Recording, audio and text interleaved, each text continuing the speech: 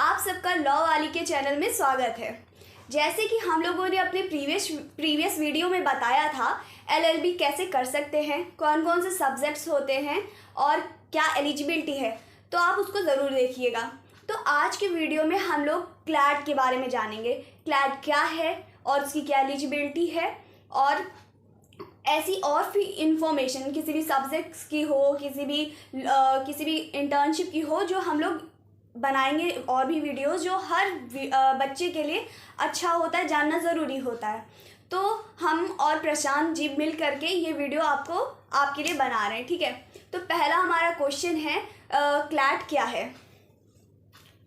CLAT एक ऐसा संस्थान है, मतलब एक कंसोर्टियम है जिसके अंडर अपने इंडिया के बेस्ट लॉ कॉलेजेस आते हैं।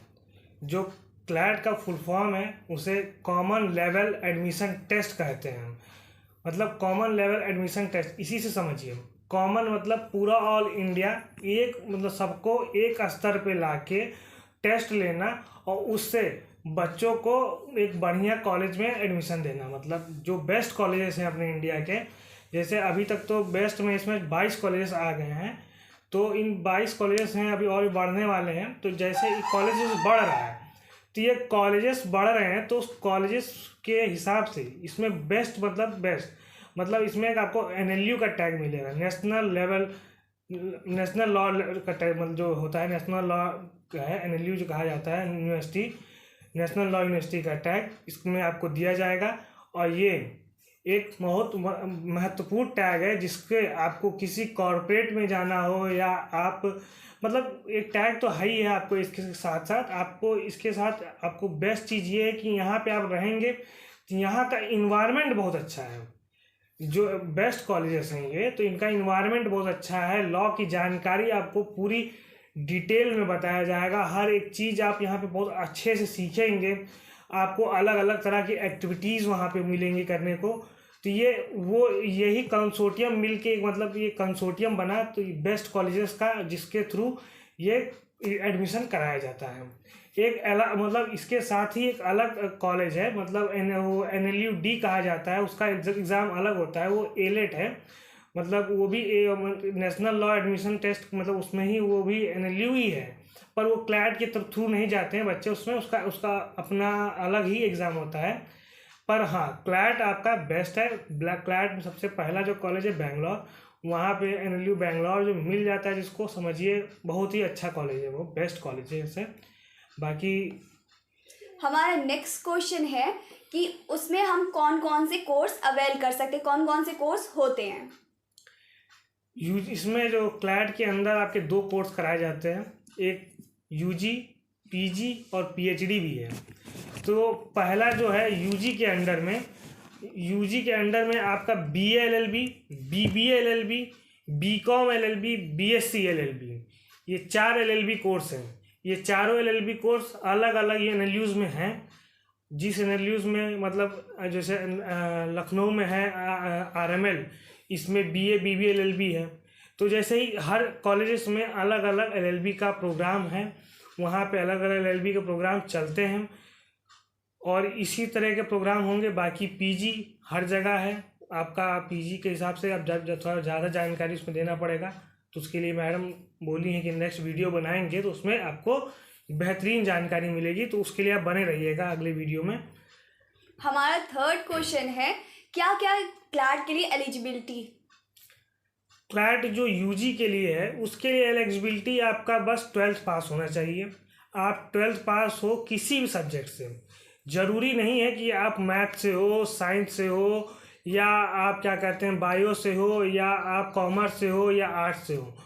ये आप किसी भी सब्जेक्ट से, बस आपको 12th पास की डिग्री आपके पास होनी चाहिए इसमें अपेयर होने के लिए। और इसके साथ ही साथ 45% 45% मार्क्स होना चाहिए आपका इस मतलब एग्ज़ाम में अपेयर होने के लिए। और एक राहत है SC ST स्टूडेंट्स के लिए। जो SC ST स्टूडेंट्स हैं, जो इस कैटेगरी से बिलोंग करते हैं, उनका जो है उनको 40% का क्राइटेरिया है कि 40% उनके 12th में मार्क्स होने चाहिए अपेयर होने के लिए। बाकी अब जानते हैं सब्जेक्ट्स के बारे में। कौन कौन से सब्जेक्ट्स क्लैट के लिए इम्पोर्टेंट होते हैं, कौन से पढ़ने पड़ते हैं? तो क्लैट के लिए आपको बेसिकली मेन जो सब्जेक्ट्स हैं इनको पढ़ना पड़ेगा, इनके बारे में थोड़ा नॉलेज आपको रखना पड़ेगा, तभी आप इस एग्ज़ाम में अपीयर हो पाएंगे। मतलब अपीयर होंगे तो कुछ एक नंबर गेन कर पाएंगे, नहीं तो इसमें माइनस मार्किंग का भी क्राइटेरिया है। तो आपको पहला जो सब्जेक्ट है वो इंग्लिश लैंग्वेज है, दूसरा जो है करंट अफेयर है, और करंट अफेयर के साथ जनरल नॉलेज भी है। उसके बाद लीगल रीजनिंग है, फिर लॉजिकल रीजनिंग है, उसके बाद मैथ है। ये 8 सब्जेक्ट हैं जो आपको पूछे जाएंगे क्लैट के एग्ज़ाम में। और इसमें सबसे अच्छा बात जो है, आपको ये सारे सब्जेक्ट जो हैं वो 12th के लेवल तक का ही होता है। बस थोड़ा बहुत लीगल का नॉलेज होना चाहिए। आप जो डेली न्यूज़ है आपका, मतलब डेली न्यूज़ पढ़ते रहिए, न्यूज़ से ही ज़्यादातर क्वेश्चंस आते हैं। करंट अफेयर्स अपना है, आपका जनरल अवेयरनेस आपको होना चाहिए, मतलब क्या चल रहा है सब होना चाहिए। जीके में मतलब आपको पैराग्राफ आता है, इंग्लिश में आपका पैराग्राफ आता है, तो पैराग्राफ जो है वो पैराग्राफ को आपको पढ़ना, आपका रीडिंग स्किल बहुत अच्छा होना चाहिए। आपका इंग्लिश बहुत ही अच्छा होगा तो थोड़ा और आपको मतलब आपको बूस्ट मिलेगा आपको अच्छा खासा, वो आपको बूस्ट देगा, मतलब एग्ज़ाम में मतलब आप और बच्चों से ज़्यादा जल्दी वो क्वेश्चंस को कवर कर पाएंगे।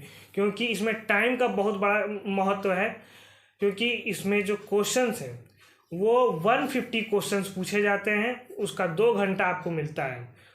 150 क्वेश्चन है, 2 घंटा मिलता है, उसके हिसाब से आपको टाइम मैनेज करना पड़ेगा। आप टाइम मैनेज नहीं करेंगे तो आपका जो एग्ज़ाम है वो एग्ज़ाम क्वालिफाई नहीं कर पाएंगे। इसमें time management is the best way to qualify the exam. जैसे कि आपने बताया है नेगेटिव मार्किंग होगी, तो नेगेटिव मार्किंग कितने नंबर की कैसे होती है? जैसे इसमें है इसमें 0.25 नंबर का माइनस मार्किंग है हर क्वेश्चन पे।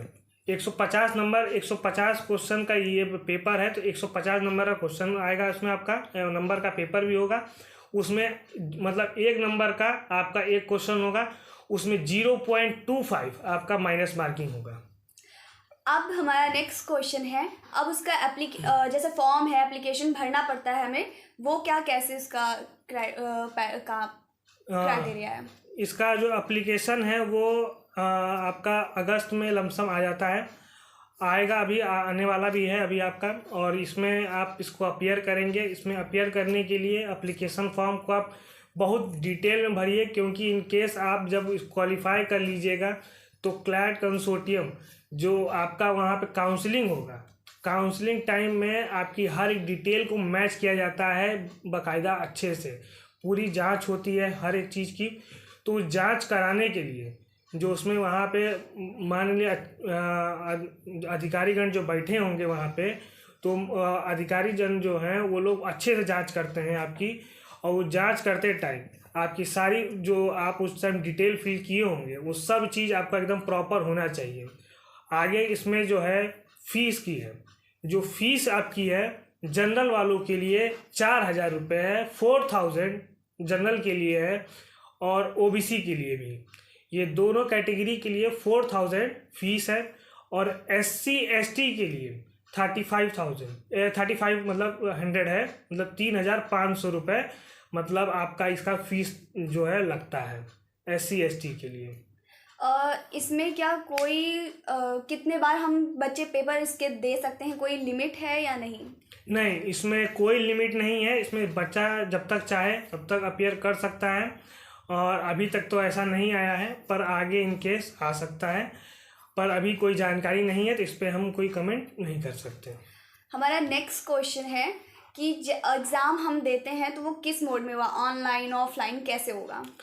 जो एग्ज़ाम का मोड है पहले तो ये ऑनलाइन हो रहा था, पर अभी कुछ सालों से ये ऑफलाइन मोड में हो गया है, और ये ऑफलाइन मोड में अभी भी शायद चलेगा। बाकी ऑनलाइन मोड में इनकेस होने का होगा तो ये आपको उसके साथ ही ये डिटेल दे दी जाएगी।